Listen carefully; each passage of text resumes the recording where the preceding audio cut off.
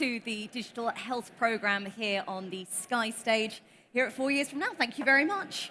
Wonderful. Okay, we've got a fantastic session on the way for you now, moving from navigating the challenges of digitalisation in the healthcare to the challenges of women's health. So please join me in welcoming on stage the moderator for this session, who will then introduce the panel speakers. It is the founder of Digital Health Connector. It is Aline Noisette.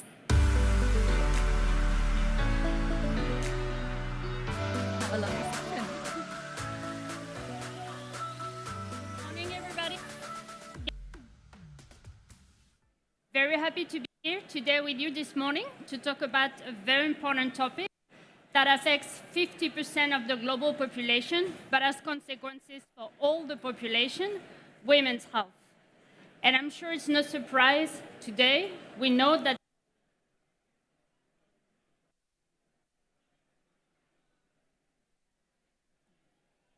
access to care or treatment.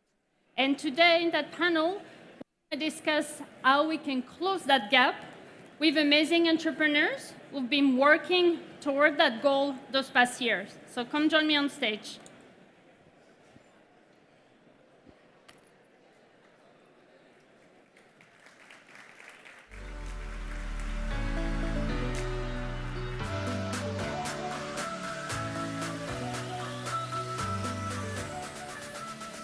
So I will ask you to briefly introduce yourself, tell us who you are, what your company does, and why you started your company. Judith, let's start with you. Hi, I am Judith from the Blue Box. We have built a urine-based breast cancer test from a urine sample because breast cancer is the most treatable cancer, but still remains the #1 cancer killer for women. Hi everyone, I'm Valentina. I'm the founder of Daye, and we are a platform for comprehensive gynecological health management that's dedicated to helping bridge some of the most pervasive gaps in the delivery of healthcare today.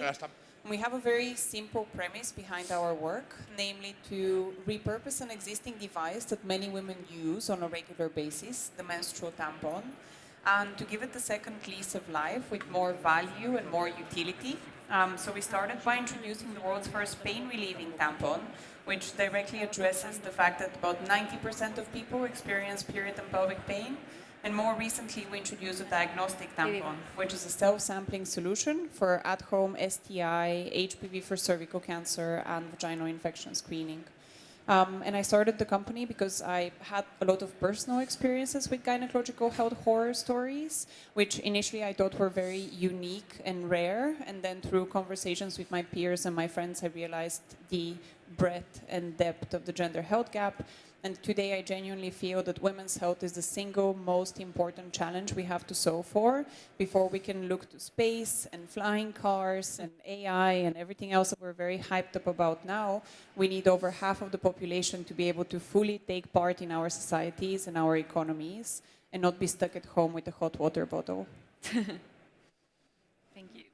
Hey everyone, my name is Karolina. I'm the CEO and co-founder of Hormona, and we are the first end-to-end solution for hormonal health.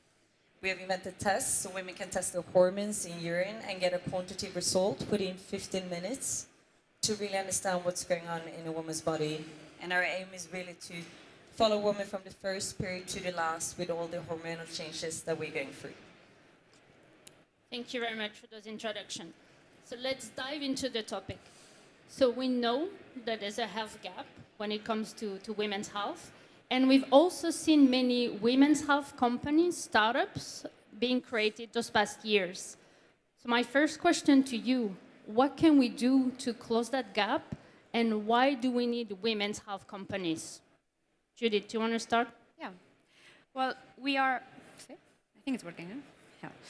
Well, we are at 4 years from now today. So I'm going to answer the question how I envision Mobile World Congress 4 years from now. I hope we are not having a roundtable on women's health in 4 years from now, because we are still talking about health, but health in general intrinsically involves the health of humans, including women's health.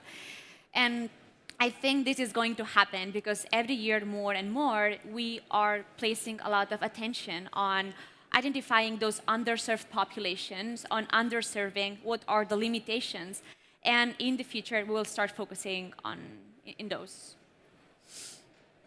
Yeah. I actually have two. I actually have two contrarian views to what you said. So first, I don't think we have anywhere near enough women's health companies to where we need to have them. And over the past 5 years, we've seen a lot of lip service be paid to women's health, and we've seen a lot more period tracking apps and websites that give you advice. But what we need, for as long as real physical women have actual physical vaginas, we need medical devices, we need diagnostic devices like the ones for breast cancer. So I'm really hoping that we see more meaningful innovation in the space of women's health, going beyond just pure software solutions. And to do that, we need a lot more funding. So last year, 2024, we actually saw the lowest levels of funding for gynecological health starting from 2019. So we're seeing a decrease in the funding for women's health, not an increase. And we really need to see an increase because currently, from the global pot of venture capital funding, so the global pot for innovation, only 1% gets dedicated to the entirety of women's health. And when we look at public funding, so grant funding, it's about 2.4% of the entire pot of funding for women's health, for healthcare that gets dedicated to women's health. And I know there's a lot of controversy about the term femtech. It's seen as like, no, we should just talk about women's health as just healthcare. But we can only do that once we've achieved some basic levels of parity in the delivery of healthcare between the different genders. And until then, we actually need to recognize the physiological differences between men and women.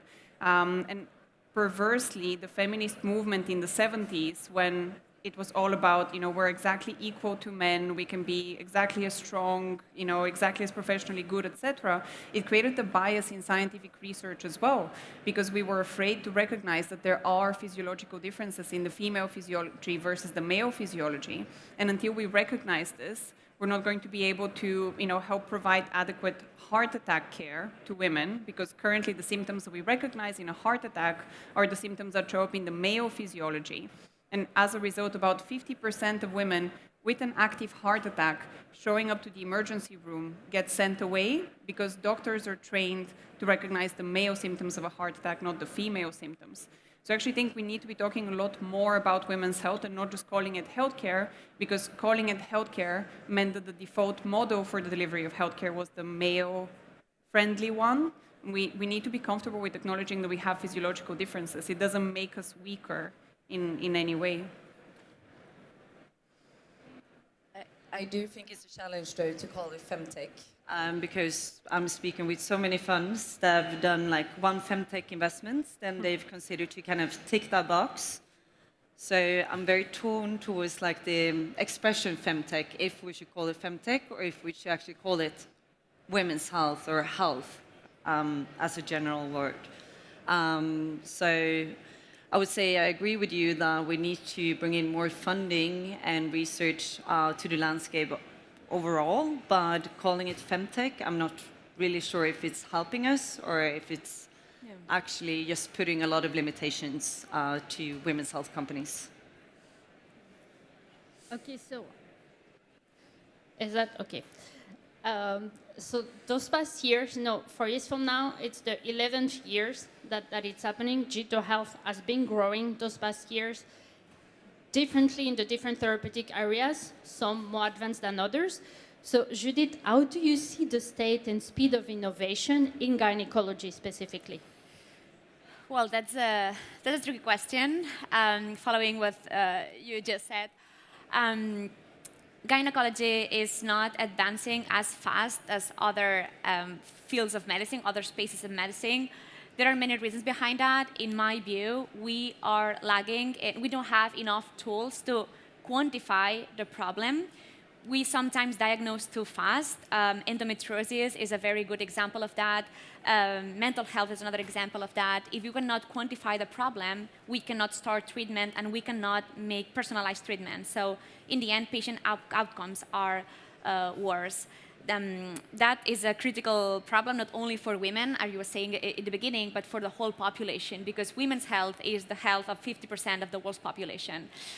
So I think that clear proof of that is there is something particular about femtech or health tech, but in women's health, because I like what you said about this point as well.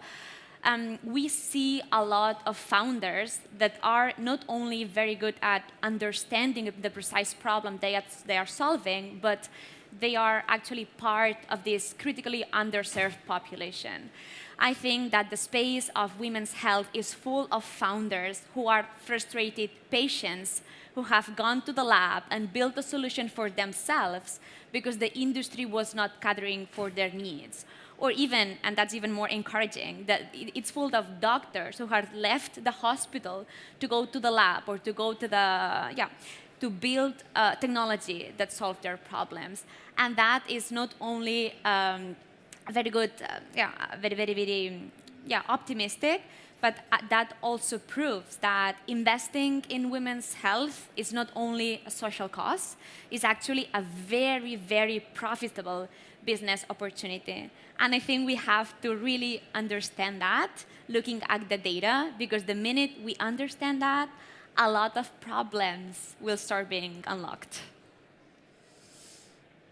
So maybe Valentina from Daye, can you tell us how innovation and technology can impact the pathways for women to access healthcare? And just to build on the point that you raised previously, for endometriosis in particular, women face about a $50,000 penalty in their lifetime's earnings if they've been diagnosed with endometriosis because of the pain that they experience, the impact on productivity. And research from McKinsey tells us that for every dollar that we invest in gynecological health, we get an $11 return. So there's a very clear economic case. This isn't, purely an impact case. This is a societal and economic welfare case, particularly in Europe, where we're seeing, we have a huge demographic crisis, we have huge economic crises. We can't afford to have women who tend to be currently better educated than men. And up to the point where we have our first child, we also tend to progress professionally faster than men. That's purely the statistics. We tend to get more degrees, higher grades at university, and then up to the point of our first child, we tend to be promoted faster than men. So we have these highly trained, highly capable employees, contributors to the economy, which, we either have them stuck at home with endometriosis pain, or we have them stuck at home because of an unmanaged gynecological infection, or they reach their 50s, they've looked after their children are now independent, and they should be at the peak of their career when they should be promoted to C-level positions. But instead, in Europe, 1 million women right now are at risk of leaving the workforce because of unmanaged menopause symptoms. So when we talk about women's health, we're really talking about saving our economies and saving our societies and not throwing away the human potential of over half of the population. And technology is the only way in which we will be able to achieve gender parity in healthcare, because we're not training enough gynecologists, we're not training enough nurses, we simply don't have the number of healthcare professionals that we need in order to provide everyone with personalized healthcare. But we do have a lot of technological innovations, such as, for example, your breast cancer screening solution. Daye has designed a cervical cancer screening solution at home. This means that instead of a woman dropping out of the workforce because of breast cancer or because of cervical cancer, she can, continue enjoying her life and continue growing professionally. This wouldn't be possible with, purely using human doctors, human OBGYNs. We need technology.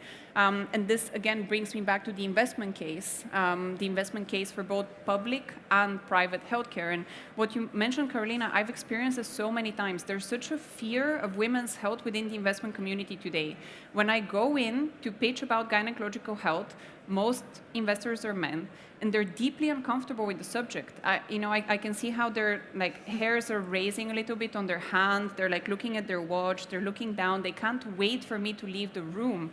And until we as a society, we start feeling comfortable with the topic of gynecological health rather than deeply intimidated by it, we're not going to get the funding. No. And investors will use all sorts of excuses we looked at femtech. It's an interesting space, but there are no clear winners. The market is small. small. Or, yes, we've already invested in a menopause solution, so therefore we can't invest in a menstrual health solution because they're both femtech. You hear this all the time as a female founder in femtech, and this is why I feel so strongly about just talking openly about the economic and societal realities of women's health. And it's really on us as women as well to stop hiding and keeping it a secret. You know, when you have to go into the bathroom to change your tampon, say that that's what you're doing. It's not a shameful experience. Everyone has a menstrual cycle. Similarly with perimenopause and menopause, it's not our fault that our bodies change. It's to the benefit of society that our bodies change. It's how we keep existing as human species. So I feel really powerfully, really strongly about the importance of just talking about women's health nonstop. Karolina, do you want to comment on that? No, totally. I mean, totally agree. And I think also we need to bring in more women as decision makers, because it's a lot of times when me and my co-founder pitching to men and they get back to us saying like, well, my wife have never had any problems with her hormones, so I don't know if this is actually an issue. And like, you know, they're too far away from the problem, so they can't really relate to it, and as such, not investing enough money into the topics. So I think we need to bring in more women as decision makers into the funds, but also, as you said, talk more openly about the issues that we're experiencing. If I can just quickly add one thing to this point. So a lot of investors also don't intimately understand cybersecurity. They don't intimately understand, you know, machine learning algorithms. They may not have personally experienced them, but they take the time to educate themselves and they take the time to learn so that they can invest in that sector. I think it's really important that we hold investors accountable to, you know, you need to educate yourself about the space and not just turn it down because, you know, like in my case, I always go and I pitch with our products, and then the typically male investor would give our products to his executive assistant or his personal assistant and say, what do you think about this? And of course, you know, like a 20-year-old female executive assistant is not going to want to tell her 50-year-old boss, yes, this really helped me with my vaginal infection. Thank you so much.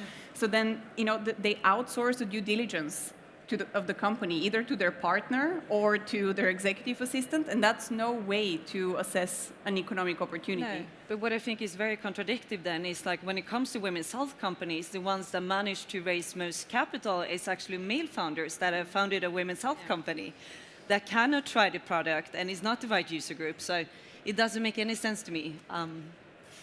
But there is also a risk here because sometimes, as you say, Valentina, if an investor does not understand cybersecurity, then they are going to be followers and they will just follow a lead investor who deeply understands cybersecurity, and they will just trust the due diligence done by the other one. But if we do the same with women's health, then we will have niche BCs that are very small, and they are investing, and the other ones are just following, but without owning this problem. And the other problem is that we are health, so the return of investment will take a long time. So those BCs that only invest in women's health it will take a lot of time for them to become bigger. So we have to be cautious here. Let's not make women's health be just women's health. You know, like everyone should be becoming involved. You know, but yeah. You're raising a great point. Funds that are dedicated to women's health only tend to produce poorer returns, which resonates poorly on women's health. But the reason for that is that they lack diversification. And to your point, 70% of the funding that has gone into women's health has gone to male founders. So I don't think that's a bad thing. I think we need men to get involved in the women's health conversation, but we also need to kind of face ourselves in the mirror and recognize, okay, why do we have a society where predominantly women are building solutions for femtech, yet the lion's share of the funding still goes to male founders? Yeah. So I think that's a very important conversation. It's really at the core, and hopefully 4 years from now, we won't have that conversation anymore. But talking about education, I would like to come back to other type of education, education for women. So I know that, Karolina, you have that on your platform, like education section. How important is education for women today? I mean, it's the most critical thing. Like, how can you make an informative decision about your body if you don't understand what's going on? And just like a few weeks ago, we spoke with a GP that got like 1 day's training around menopause in her medical training, which is also very crazy when it's so many women facing perimenopausal or menopausal issues. So I think the education needs to be improved both like in medical school, but also for younger women, so they really understand what's going on in their bodies before they perhaps go on contraceptives or decide to make certain decisions about their bodies. And I think there is where innovations such as ours can come in and play a critical role in both like educating women, but also provide women with the critical tools, solutions to improve women's health. Valentina, you also have a big section on education. That's actually our Get to Know days many years ago. If you want to comment also on that. Yeah, so what you're saying, Karolina, is exactly right. Doctors currently get between half a day and a day of education throughout the many years of medical school that they attend on the entire 20-year experience of menopause, which every single one of their female patients will go through. And then for other female-specific conditions like endometriosis, which you mentioned, there's no training whatsoever. Even though endometriosis affects 1 in 10 women, that's more women than those that are affected by asthma and diabetes. And some of the most funded, biggest studies into endometriosis have had quite a sexist prism. So, for example, one of them was an Italian study from 2012, which looked at whether women with endometriosis were deemed to be more attractive than women who didn't have endometriosis.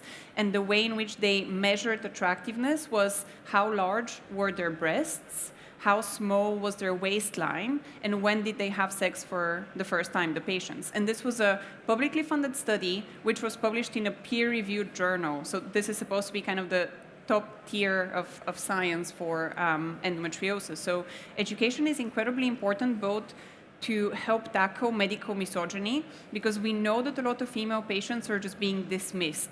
This is a very uncomfortable truth. It sometimes can alienate doctors because they don't want to be told that you're treating your female patients poorly. But the data speaks for itself. Women face overwhelming levels of medical misogyny when they're seeking care. I was recently at an endometriosis research conference where one of the leading minds in endometriosis today was talking about how we shouldn't tell women that they have endometriosis, because if we tell them that they have endometriosis, they're going to go home, Google endometriosis, and find out that they're at a higher risk of infertility. Then they will go out into the world and have lots of unprotected sex, and then we'll have to deal with their abortion care. And I was completely floored. My jaw fell to the ground. And I looked around, and I was expecting everyone else to be like wide-eyed shocked. Everyone else, nurses, clinicians, OBGYNs that were at that conference was like, nodding along, yep, we shouldn't tell women that they have endometriosis. So I think we need to provide doctors with female-specific training, and then we need to provide patients with the information that they need to advocate for themselves, because the reality is if you are a woman or an AFAB individual looking for care, you will have to fight. It's not going to come easy to you, and the way to fight is by having the knowledge, by having the insights. But I feel also so platform like yours with peers of education are useful for young women, especially, young girls who are getting into like sexual age, because I feel there's a stigma and we don't always talk about those topics. But having a platform when you can educate yourself, I think makes a big difference as well. So thank you for doing that for the women. It's absolutely necessary. 65% of women in the UK can't distinguish between their vagina and their vulva. It's basic anatomy, it's basic physiology, and we can't distinguish between our vagina and our vulva. Exactly. And can I? Yeah, of course. Yeah.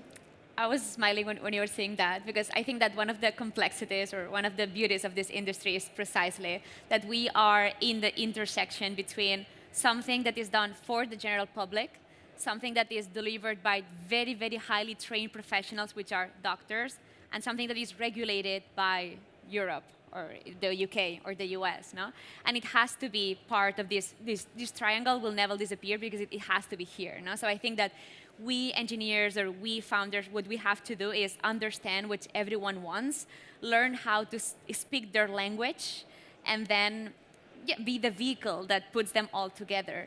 But that is a very big complexity right now, but that is also the way so understanding that gives you the power to actually reach the final public. So, yeah. So Judith, I would like to come back to something that we discussed before. Valentina, you mentioned just before, like nurses, gynecologists. What role should they play when it comes to technology? Because I know some of them are like scared by technology, feel they can be replaced.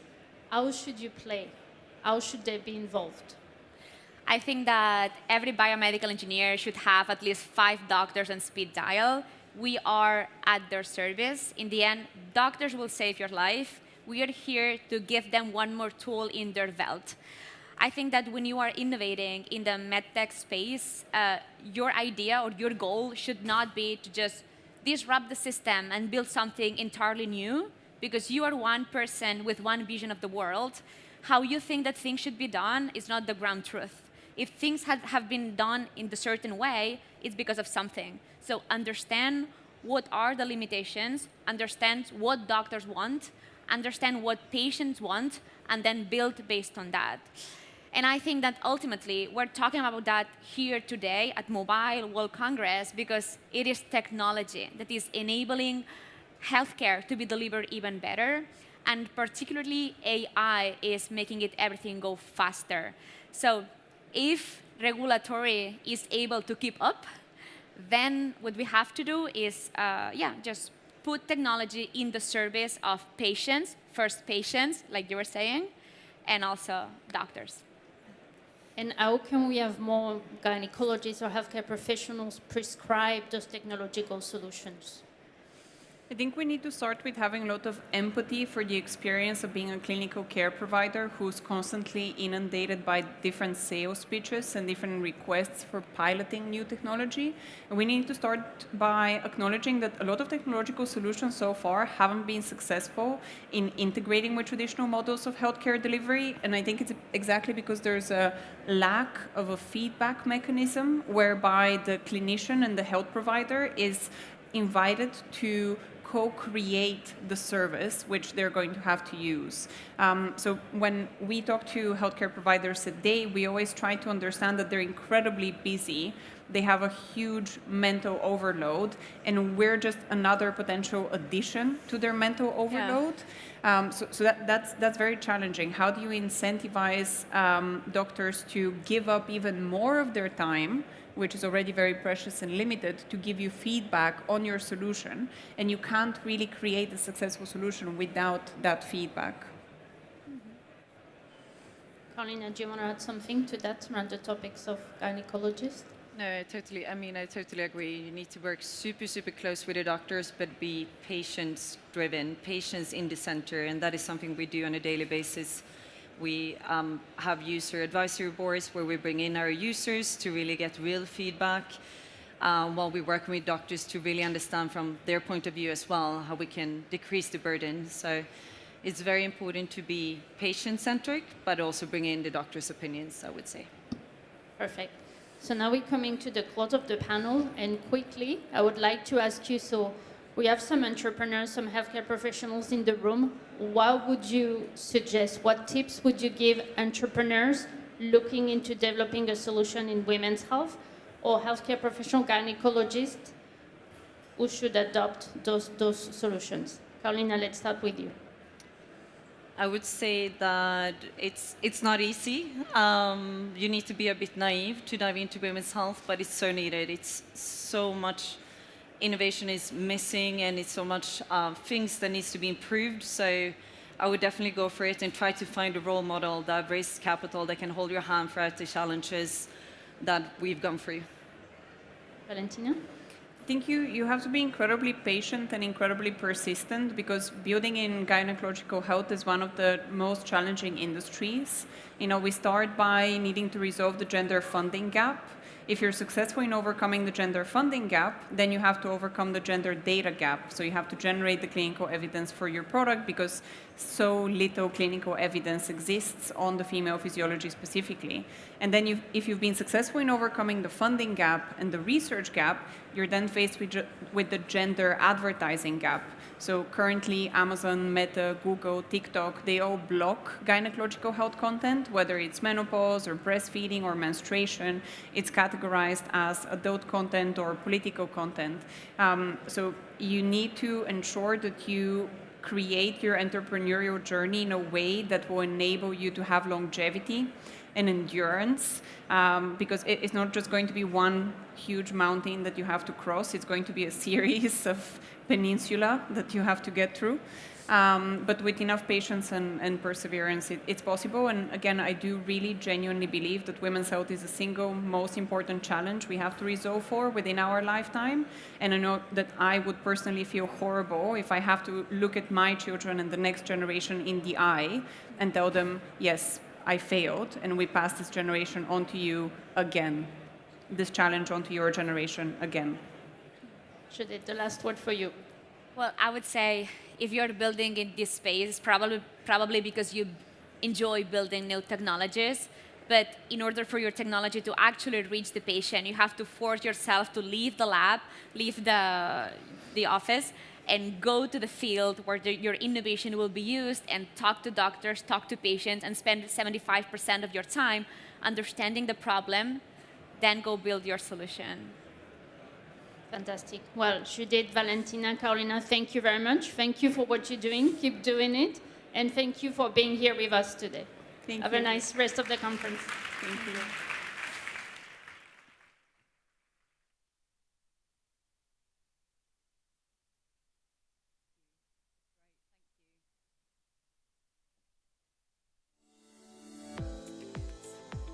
Yes, some really important stats there, quite eye-opening. Really clear that we just need to bridge this gap, talk openly, and keep that conversation going. So thank you very much to Aline for taking us through that session, also to Karolina, Judith, and Valentina. Okay, we are taking a 20-minute break here at the Digital Health Program on the Sky stage.